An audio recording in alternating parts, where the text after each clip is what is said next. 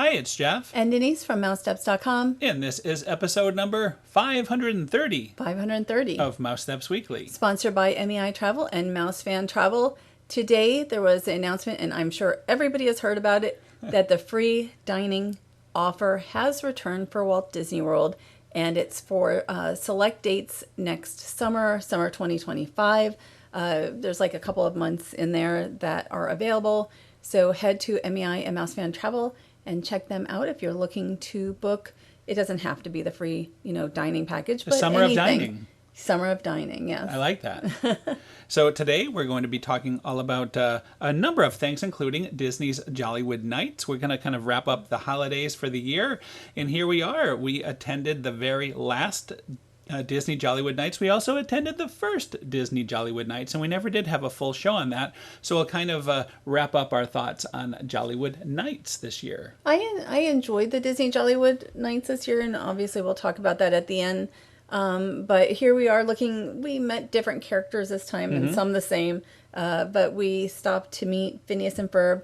And by stopped, I mean we waited about a half hour. Right, and that was the longest that we waited for anything for the whole whole event. night. But we got in line before it started, maybe a half hour before the party started, so we didn't really lose any time in our waiting. And this is the second year for Jollywood Nights. We attended last year, and certainly this year is better than they keep improving it. Even last year, we went to the first party and one of the last, and by the time we had gone the second time last year, it was a major improvement by bringing in all sorts of characters. Right. By the second party, they're bringing in Santa Duffy, and everybody's like, "Oh my gosh!" So, but anyway, we see their tree has the little Agent P at the top. Yes. He is the tree topper. So, just like we'll probably see Chip and Dale Rescue Rangers, they have their own special tree as well. So they have some really fun themes here. Now, we had met Phineas and Ferb and actually Agent P in the past here at Disney's Hollywood Studios. It's been a number of years, and I've never met them ever in their Christmas hats, their Christmas attire with the scarf and all of that. And Agent P, that was fun, and I think very short-lived many years ago. So here we are looking at the Rescue Rangers tree, which has Monty on it. They, by the way, from the very beginning, even their entrance, you could tell they are up for a good time, and they did not disappoint. They truly, Chip and Dale, or the Rescue Rangers, delivered. And we weren't even planning originally to even stop. It was your idea, and I'm so glad we did. This was the most fun I had at any meet and greet the whole night. Right. I mean, I was like, it's not that long of a wait. And so Jeff's like, oh, it's all right. But I'm glad we did as well. It was really fun. Well, Chip here is trying to tell us that he's the one who did all the decorations because he's so much stronger than Dale. And there was a bit of a dispute about who is the strong one and who wasn't. So we enjoyed that little thing going on here. And we usually try to keep the meet and greet short. And they really just... you can't stop them once they start. They were so fun. Oh, they were definitely on a roll. They were on a roll. Yeah, Chip says he's the strong one, and Dale was having a nap. He was sleeping while all this was being done. So again, it was just a lot of fun. And actually, a bunch of the other guests were laughing out loud. They were entertained by this, so I didn't feel too bad. But you can't help it. I mean, when they're on a roll, you can't stop them, right? I am surprised, though, that they don't have, instead of Rescue Rangers, there he is, doing push-ups. Why not have holiday outfits? But obviously, Rescue Rangers, Chip and Dale as Rescue Rangers are really popular. With the Christmas tree, yes. And we're still not quite sure who decorated that tree. No. But the debate continues. I think it was Chip. And we did try some food once again, and this was at the commissary that we're looking at. And the commissary was our favorite location last year, and I think it may have been our favorite location this year as well. There was a birria taco with shredded short rib and Monterey Jack cheese. It's that right there, yes. And then also fried pork belly with the yuca fries, which was really good. Delicious. Especially, I like the fries. And then we also had Mexican hot cocoa cheesecake, which I thought was good, but almost a little too much cinnamon, and I love cinnamon. And we tried samosas earlier in the night. It was very dark when we had that, but you thought it was a bit hard, too crunchy, the samosa. I thought I was going to lose a tooth or something. Like it was really, really crunchy and you couldn't see it. So it was okay. So here we are meeting Mickey and Minnie in their Jollywood outfits. And the line outside, it said 30 minutes, but it was more like 5 minutes. It was almost no wait at all. And it was, they're always a great meet and greet. Yeah, I mean, I was surprised. We got into line thinking we were going to be waiting a while, but then the cast member said, "Oh, it's like 10 or less minutes." Yeah, so. yeah, it was great. So, and that was the theme of the night. I mean, really, it was very relaxing. Not a lot of waiting for anything. It was just it's a very chill event, and it was a sold out party. By the way, the very last party, it was it's closest to the holidays. So for a sold out party. Not too bad. We met Duffy. We didn't have much of a long Santa Duffy, by the way. We had met him at the first party, but he's so much fun. I wanted to meet him again. And there was something funny going on because there was talk about he had hidden Mickeys. So we were asking, here's one of his hidden Mickeys on his backside there. And then somebody, one of the other people that were working there said under his foot also. And so he's like holding up his foot and his hands and his face. His face is a hidden Mickey. So poor Duffy is working hard. I think part of the reason I wanted to go back in was the first time there was a pretty long wait when we were there the first day. And then we didn't really get a chance to look at the backdrop and everything because I was interested in that. It's so nice. So this time it was a short wait and everything. Right. So they weren't rushing guests out as quick. And he is currently still meeting. So there's still a few more days to meet Santa Duffy. But not at Jollywood Nights, at regular Disney, like Disney's Hollywood Studios probably. And here is Lotso Huggin' Bear, and they are not related. I did ask him, and he said no relation to Duffy. Why would he? They're bears. So what? Well, you never know. Why would they be related? So I was asked why Lotso Huggin' Bear would be here if he's a villain at a holiday party, and I actually don't know. So he has his, his holiday scarf. And I did go in for a hug, and he does smell like strawberries. That's the way he's supposed to smell. I haven't remembered that, though, and I was reminded when I hugged him. And here are Pluto and Goofy, and they are dressed in their Jollywood Nights outfits. You've got Pluto as a reindeer, and then Goofy has a holiday scarf and kind of the rest of his outfit, too. And you could see Donald and Daisy a little bit further down there. This was a fun meet and greet. It wasn't a very long wait for them. And look at that, a very festive Pluto tag there. So they were also a lot of fun. All the characters on this night were very energetic and fun. I think, though, it would be nice, just like Mickey and Minnie are inside, it would be nice if they had an indoor meet with a little bit more lighting, because it feels like you're going into a kind of a dark area. Well, especially, yes, because the lighting is sometimes where you are. So if you look over, you can see the shadow of me kind of blocking them on the right. So I understand what you're saying, and that would be, to have the professional lighting would be better. But, and just light. Right. Well, there's plenty of light. They are well lit. It's not like they're in the dark. It's not like Disneyland Paris like where they're in the shadows in the corner sometimes. So we're looking at the ice skating. Yeah, the ice skating show, which debuted this year. They did not have it last year.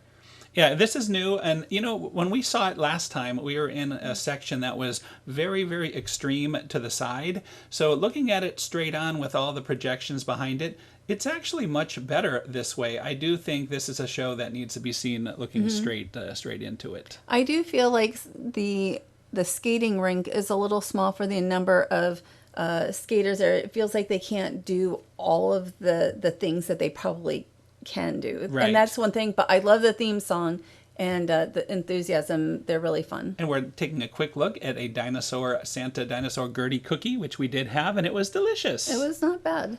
And so now we are looking at the giant life-sized puppet of Jack Skellington that we normally see at Mickey's Not So Scary Halloween Party, but he is here for the What's This?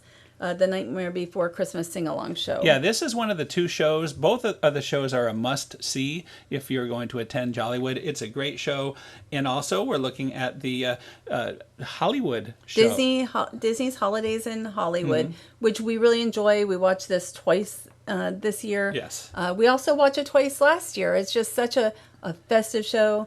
And you got Tiana here, and Belle also sings. So both characters perform. And they improved the show. They kind of streamlined it. You see a lot more Muppets this year. I think it's an even better production than the original offering last year. It was a great show, and I could have even seen it more during the holiday season. And Mickey and Minnie perform quite a bit. It reminds us a bit of the Mickey's Big Band Beat, the Christmas Big Band Beat that Disneyland Paris used to have. So as we're looking at the fireworks, let's kind of sum up our thoughts. I really enjoyed season 2 of Disney Jollywood Nights. I will definitely be getting a ticket for next year. If it comes back, which hopefully we really enjoyed it. I do wish they would change Jingle Bell, Jingle Band to a new show. This is a played out show. That was my big thing too. I'd like to see an update to the fireworks because I don't think most guests cared that much about this one, especially if you've seen it before. So I agree with you. I think this needs to be updated. But everything else, to me, really works. A little bit bigger skating rink. I just thought it was certainly a much more fleshed out party this year. So now we're looking at Disney's Wilderness Lodge. We decided to have our Christmas Eve at Wilderness Lodge this year. We had not been, and it's always very beautiful, very festive. And we are going to be dining at Whispering Canyon Cafe for lunch. And we had not been here in over probably a year. Whispering Canyon to me is a very good value, and to Jeff as well. Excellent. We talked about this already. Excellent. It's $26 per person. All you can eat skillet. You choose one of the skillets. There's also entrees if you decide to do that instead. It does not include a drink. I would think it was like $4.99 for a drink, so about $31. Plus we had a 10% annual pass discount. We had a great location there overlooking. You kind of look out and see the tree and all the festivities. There's that cornbread. Oh boy, you can really get into some trouble. Really that cornbread is so good, but you want to hold off because the meats and everything, the smoky flavors, everything, as you mentioned, $26 for an all-you-can-eat. Basically, it's a buffet that they bring to you. That is a bargain for Walt Disney World. I didn't hold off on the cornbread, just so we're clear on that. No, we did good with that cornbread. They bring you the tiniest little amount of beans, but when you tell them, because you can ask for certain things, you'll get much more. The corn is really good. It's like buttery, and then there's brisket and the chicken. The ribs were excellent. Even better, I thought, than the Fort Wilderness ribs on their skillet. See, when you ask for more beans, as you just mentioned, now you got a little pot full of beans. And then also the potatoes. I'm such a big fan of potatoes. So I could do this again. I don't need to wait a year for this. No. This is delicious. And and then so you don't waste, they'll ask how many ribs. I just wanted a few more ribs and one little piece of chicken. So it's good that it's not wasteful. I will say, I don't eat dark meat chicken, and the second time we didn't even ask, they brought white meat chicken. So they do have it. You can probably just ask from the beginning. I don't That's like to waste. That's good to know. We'll remember that next time. Again, next time won't be as long. We decided to move on. Of course, this was our 15th or so year going to Disney's Fort Wilderness on Christmas Eve. And there is the Christmas tree. The Tri-Circle D Ranch has been decorated just like it was the last year or two for the holidays. And this, this is the new barn, which I don't want to say new, but it's only 3 years old now. I think it debuted around during 2021, COVID times. right? Around 20 to 2021. It really is a beautiful area for the horses. So much bigger than they used to have here. And I love how they decorate it. Yeah, they did a great job, and it was nice to see the horses out here. It's just what a great way to spend our Christmas Eve, being here, so festive. And even the little horse museum has been decorated with Christmas trees and other decorations. I will say it was pretty quiet on this day compared to Halloween. So or 4th of July for that matter. Or 4th of July. It was a pretty quiet holiday over here. But I really enjoy, the festive, walk around the campsites and coming into here and seeing all the beautiful lights and decorations. And I'm glad it's kind of a more relaxed Christmas Eve. I wouldn't want it to be crazy where you're running around and kind of dealing with the holidays like we normally are. I think that's the reason to go to Disney's Fort Wilderness, is kind of have a relaxing Christmas Eve, and they do deliver that. And right now we're looking at the Dragon Calliope from 1907, which is something that's been with Disney for 70 years now. just or more than 70. I think more than And 70 because I've seen it out before on the parade route. yeah, I think you have too. Yeah, I think it mentions 1955, but they may have had it before that, but around that time at least. So, but the Dragon Calliope, they decorated, and I think it plays Santa Claus is Coming to Town. Yes. Which was really nice. We're just looking at some of the camper holiday decorations. We're kind of walking around here. It's a lot nicer at night, but you can get better video during the day. And there's Figment. I love seeing Figment. That's a first. I don't think we've ever seen a Santa Figment before. I think that these might have been created by the campsite guests. And here is, we're looking at the golf cart parade. So the Fort Wilderness Christmas Golf Cart Parade tends to be the shortest of the golf cart parades. And I looked to see how long each of the golf cart parades in the last few years that we have recorded are. 4th of July tends to be the longest, which surprised me. And then, because it's so popular. Right. And then, of course, the Halloween Golf Cart Parade. And those both tend to be about double what the Christmas parade is. And this one, to me, was the best float of all. I like the snow effect here. It looks, and it's Santa. Santa is actually in the that festive cabin. So I think that may have been the winner. This Winnie the Pooh one, also very nice. We saw a nice Santa one earlier on. I don't want to say which is the winner because, I don't know. But we don't know. For effects, I thought that was the best, certainly the best one, and one of the best themed as well. Camp Rock there, and there is Santa Claus. It looks like he's holding on dearly. And there's some of those really cool Mickey and Minnie cookies. And it really, it's just a fun. It's fun to see what the campsite guests do with their carts, and really just a nice time. Much more chill than usually when we go for Halloween.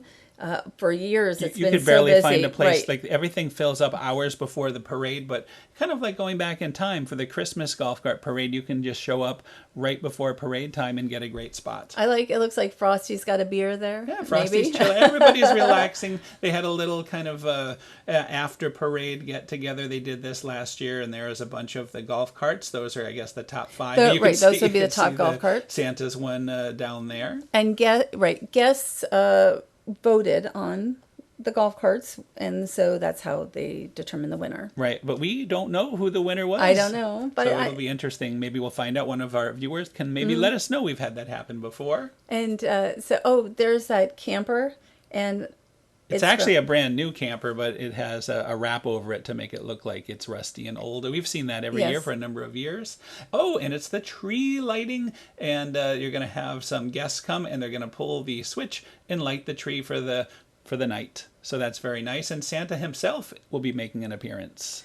And we saw Santa arrive, and the line was actually very long. You can Look see at that line for Santa. Line for Santa was much longer than I expected. So, I mentioned how chill it was. There's a lot of guests here at the settlement.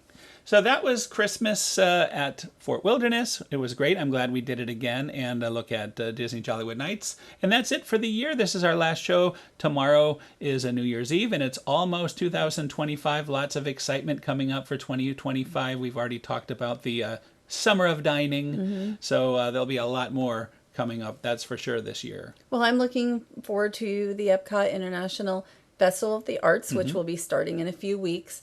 And of course, later this year, Epic Universe at Universal. I'm looking forward to that. And the 70th anniversary of Disneyland and Disneyland Paris as well. And we also want to thank our sponsor, MEI Travel and Mouse Fan Travel. They've re-upped for another great year, 2025. We want to thank them for that. Yes, head to their website. And all those places that I mentioned, they can book, not only Walt Disney World for those packages or anytime this year. Especially cruises. All cruises, not just Disney, although the Disney Destiny will debut this coming year in 2025. They can book Universal, Epic Universe. They can book it all. They can book it all, right? Disneyland Paris and Disneyland, all that I've mentioned. Be sure to check them out. And again, we already talked a little bit about this, but the next big thing will be the Epcot International Festival of the Arts. We're looking forward to attending that and seeing how that is this year. And then it will go right into the Flower and Garden Festival, which is my personal favorite time of year here at Walt Disney World. So a lot to look forward to this spring. We want to thank everybody for listening this year, and a little early Happy New Year to everyone. Happy New Year. It's not that early. It's only tomorrow. Yep. Tomorrow night. New Year's So, Eve is tomorrow. We hope you have a great 2025. And we look forward to sharing it over the next year with everybody. So thanks again for listening. Have a great week, and we'll see you all next week. Have a great week.